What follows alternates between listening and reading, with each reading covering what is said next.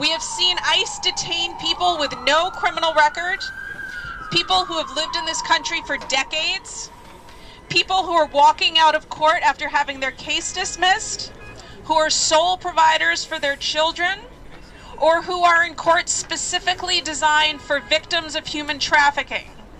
Just today, a client was arrested in the Bronx who was the sole supporter of 4 children, U.S. citizen children, and was in court to have his case dismissed in the interest of justice.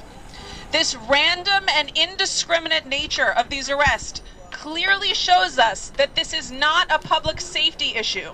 This is a message from Donald Trump and Jeff Sessions to the immigrant community that they are not welcome, not safe, and not entitled to due process or justice. Having ICE trolling the courthouse deters people from exercising their due process rights and from fighting false allegations against them. Our clients, who have so much stacked against them by the criminal justice system, should not also have to worry about being torn from their families forever, merely because they are exercising their constitutional rights. We have been speaking out against ICE's predatory practices for the past year, but now the stakes have never been higher. On February 27, 2018, the Supreme Court issued its disastrous ruling in Jennings versus Rodriguez, which held that immigrant detainees who are subject to mandatory detention, which means many of our clients, can be held without any possibility of bond indefinitely while they fight for their their right to remain in this country. This means that when our clients are disappeared from the courts, they could be held for months or years in ICE custody with absolutely no possibility of bond. They will be faced with the horrible choice of staying in jail for years or facing exile from their families and the lives that they have built in this country. As advocates and as lawyers, we cannot sit by and allow our clients' rights to be trampled by this racist and xenophobic government, federal government. We must stand up and say that immigrants deserve access to justice. We implore Janet DeFiore to stop her complicity with Donald Trump's mass deportation agenda, to tell ICE that our criminal justice system cannot function if we do not respect due process for all, and to tell the country that New York City remains a sanctuary city, and that we, the most diverse and inclusive city on earth, did not abandon our values on November 8th, 2016. Thank you. America has a long history of discrimination against all kinds of people. Women and white immigrants are included in that. But the majority of the suffering from that discrimination falls on people of color. Asians, blacks, Latinos. We are all here today because throughout history, all of those different groups fought back. And that is what we are doing today. That's why we're here. Today we are here to fight for the rights of individuals who have been classified as undocumented. We are here to fight for their right to due process. It is undeniable that this country was founded on the backs of slaves and immigrants. I believe it is important to acknowledge this historical fact, since the current administration operating the federal government is trying to erase this history. Back then, those individuals were discriminated against, disenfranchised, brutalized, imprisoned, and even murdered in efforts to gain their freedom. Whether it was physical freedom, freedom to get an education, freedom to be equal, or freedom to participate in the economy. And back then, I mean mid to late 1800s, that's when the United States Supreme Court began to spell out how the Constitution and its amendments applied to different groups that make up this country.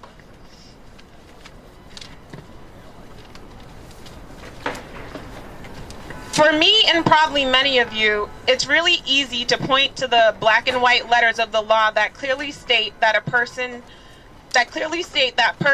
not specifically citizens, but persons, should not be denied due process or equal protection.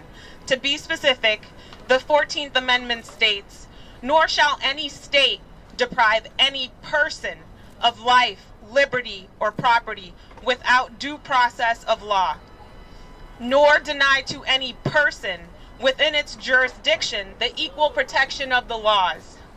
Of course, the federal government should abide by its own laws. But since that is not happening, state governments have an obligation to do so. This is literally the language in both state and federal constitutions.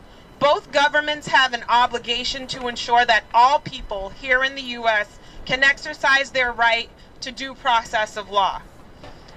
The U.S. Immigration and Customs Enforcement Agency's practice of using a vulnerable circumstance in a person's life that overwhelmingly affects Black and brown people amounts to disenfranchisement. From a criminal defense perspective, all people have a right to a trial by judge or jury, a right to a lawyer, the presumption of innocence. All that is gone once ICE snatches a person out of the courthouse. The Office of Court Administration in the state of New York should not lend a helping hand in this, nor should they pass the ball back to the administration that increasingly promotes snatching people up while seriously ill in hospitals or while dropping their children off at school. Our clients are trying to deal with a complicated system. Sometimes their cases are serious, and sometimes they're forced to deal with ridiculously minor offenses. Whether that person is charged with a crime in criminal court or that person is dealing with civil matters, which include housing matters or family court matters, each case is important to that person's life, and they all deserve their right to due process and their day in court. And let's be clear, all people with court matters are not criminals. All people with court matters are not at fault. I say this because there is this trend of making it seem like all undocumented people are criminals or bad. Negative rhetoric is used to describe undocumented individuals and their circumstances every day, when that's simply not true. And even if you believe someone has some kind of culpability, the presumption of innocence exists and they are still entitled to due process. Citizens and non-citizens are entitled to due process of law. And yes, the word is entitled. People classified as undocumented have rights. They should not have to avoid courthouses or fear coming to court appearances to pursue those rights because ICE is going to detain them for some indefinite period of time. By taking people and detaining people in courthouses, the federal government is denying people fundamental rights and is allowing discrimination to continue. We have come together to reassert our own rights and to defend the rights of our family, our friends, and fellow New Yorkers. We are here to speak out and call out the Office of Court Administration and Governor Cuomo to not only speak out, but to take action. So Chief Judge DeFiore, the time has come and the decision is in your hands. End ICE enforcement in the courthouses to protect our clients. Thank you. Most of us as 1199 union staff in the Bronx Legal Aid Office and across the city are immigrants or children of immigrants. Some of us are actually received DACA, received TPS. It's not just our clients we're fighting for, it's ourselves. It's our coworkers. None of us is unaffected. ICE presence is the manifestation of an agenda based in hate and violence. Hate and violence against immigrants, against Black people and all people of color, against poor people, queer and trans people, Muslims, and people with disabilities. This is not new. Trump is not the instigator of these policies, but he has weaponized them with ferocity. We must be extremely critical of any rhetoric around how ICE keeps us safe. What does ICE presence in the courthouse, snatching people who are navigating the legal system, do for our collective safety and well-being? What do ICE raids in neighborhoods across the city and anywhere do for our communities but instill fear, divide us, and impair our ability to collectively vision and build spaces that meet our wants and needs? This is why we know that it is not enough to say that ICE must be out of the courthouses. We need affordable housing. We need living wage jobs. We need accessible food and healthcare. All the systems and policies that meet our deepest needs and our hopes for living in dignity. That is why we call on Judge DeFiore, Mayor de Blasio, and Governor Cuomo to uphold commitments to sanctuary, and implement policies that put this commitment into practice and not only words. We must create systems that mean that we don't need ICE anymore, because we are creating the communities that meet our needs. More importantly, we must call on each other, knowing that we are our greatest asset. Those here today and those who could not make it must push ourselves to do more to call out violence against our clients, our coworkers, and our families. We must call on our own institutions. We must call them out for speaking empty words of support while doing nothing to protect their own constituents.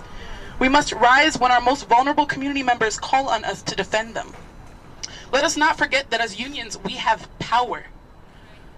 We have numbers, we have know-how, we have resources to create and build up the structures of care that serve our needs.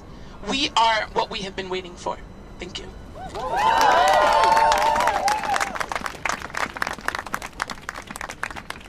I ask you to join us as we march down to the Office of Court Administration's headquarters to demand that Janet DeFiore keep ICE out of our courts. More is for the people! No one is illegal!